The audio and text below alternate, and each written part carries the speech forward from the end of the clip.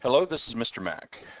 This is a concept video covering conditional probability and contingency tables. So first of all, conditional probability. Now, conditional probability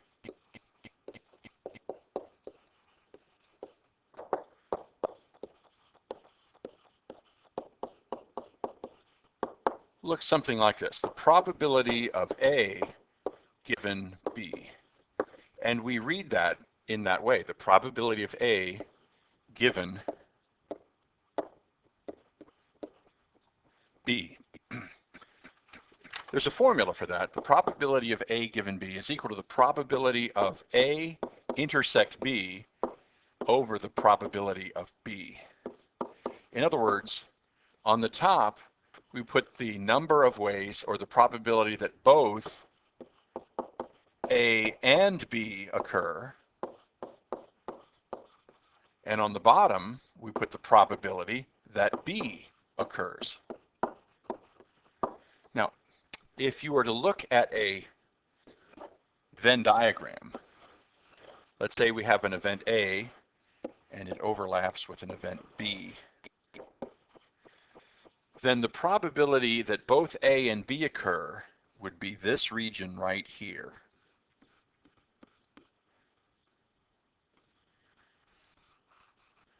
And the probability that event B occurs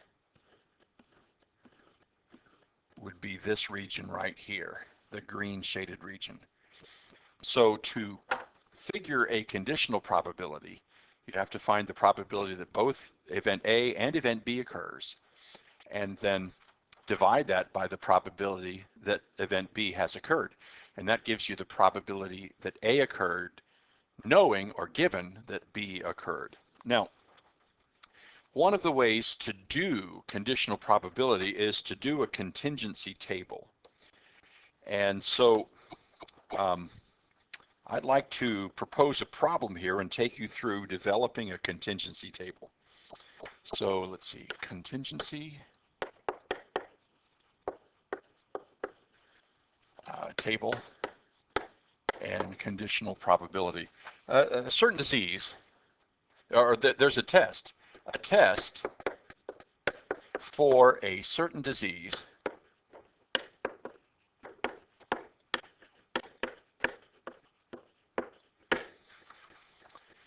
is 95% effective when a subject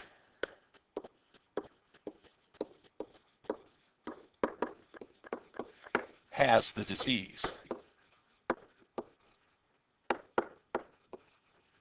What that means is that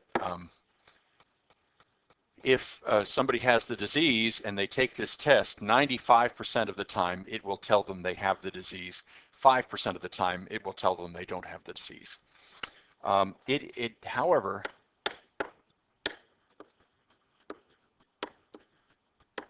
gives false positives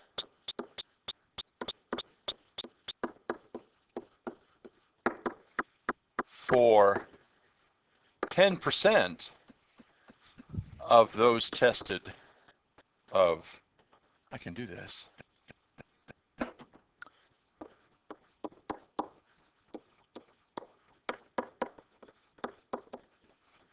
without the disease.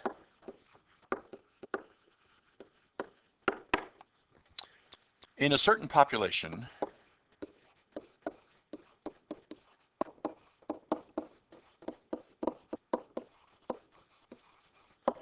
of 10,000 people, it is known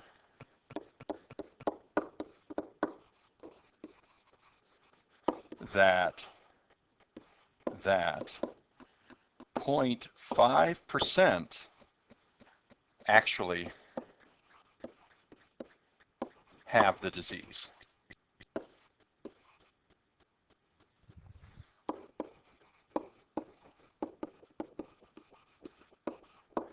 One, create a contingency table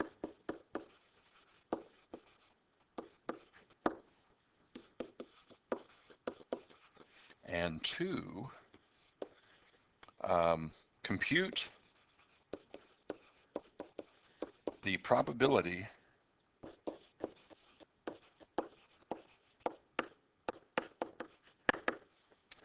that the test is positive. Oh, no. Yeah. No, compute the probability that the subject does not have the disease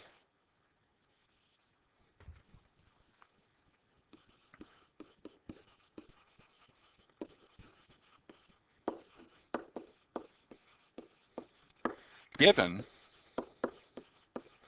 they have a positive test.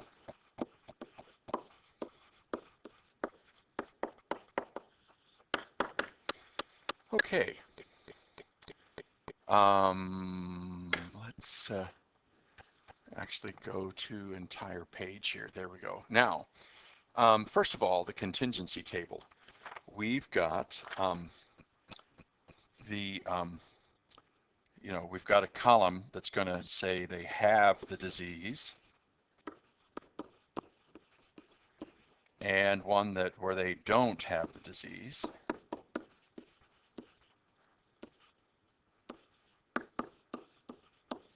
And then over here we'll have a column that says total. Okay. Now we're going to have some rows. The first row is going to be positive test. Second row is negative test.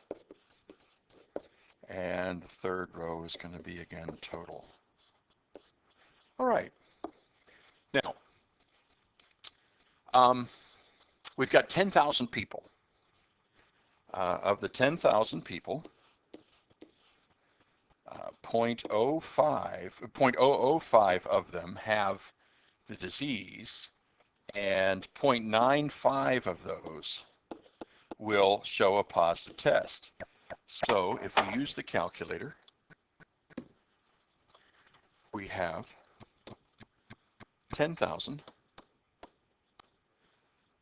times 0.005 times 0.95. And we get 47.5 people. So there'll be 47.5. Actually, statisticians a lot of times do have 0.5s.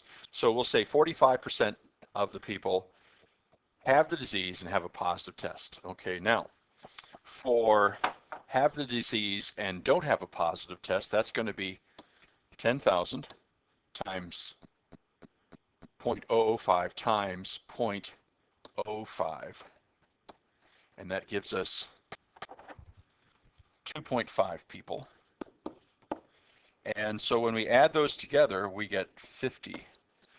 Now let's take a look. If we have 10,000 people, and we know that 0.005% or 0.5% of them have the disease, that would be 50 people. So our total adds up there.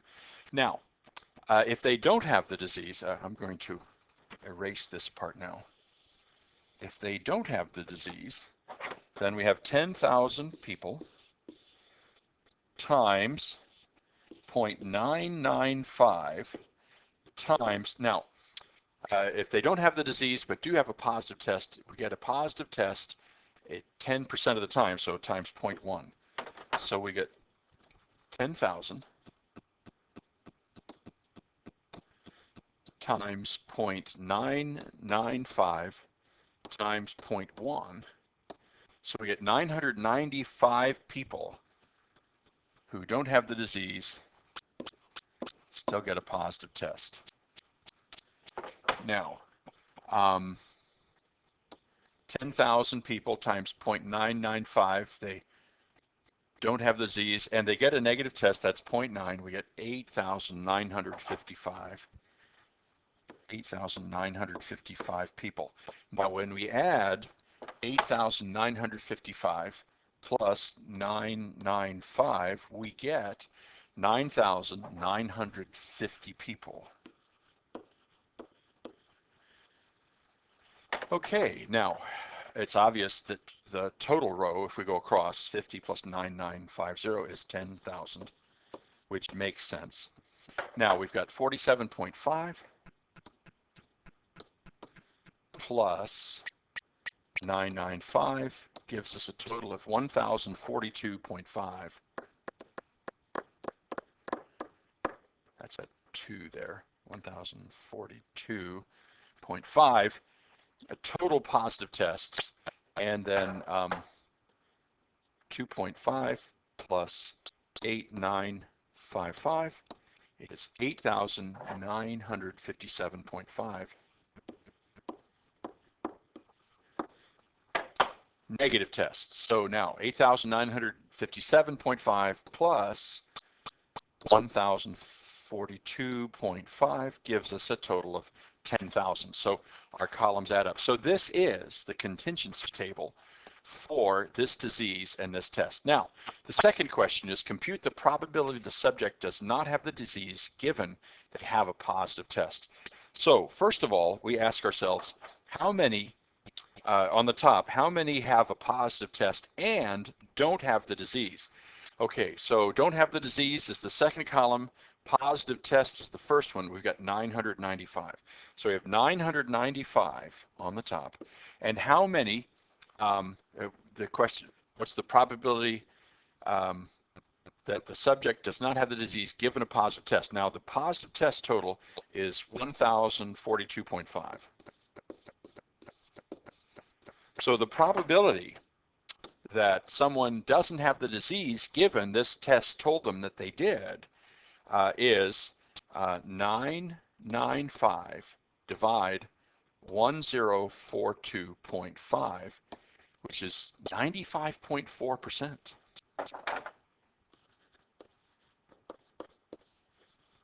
That's one of the things that happens with probability. A lot of times these things are pretty counterintuitive.